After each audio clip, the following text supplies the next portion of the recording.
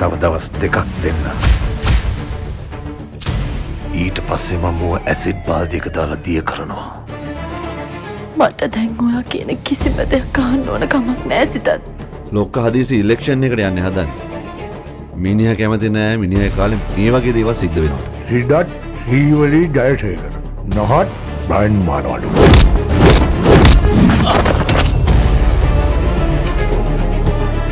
මිනිසුන්ගේ සමහර වැරදි වලට සමාව දෙන්න පුළුවන්. හැබැයි මේක වැරද්දක් නෙවෙයි බරපතල අපරාධයක්.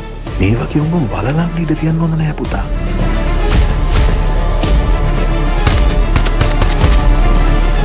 තරශව හම්බුනට පස්සේ තමයි මම ආදරේ මොකද්ද කියලා දැනගත්තේ.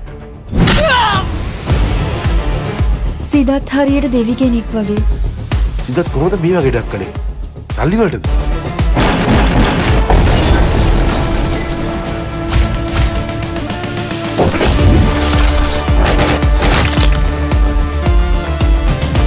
එට හුස්ම ගන්නවට නැද්ද කියන එක වැදගත් වෙන්නේ සිද්ධාත් මහත්තයාටයි සිද්ධාත් මහත්තයාගේ පවුලටයි මිසක් අපිට නෙමෙයි.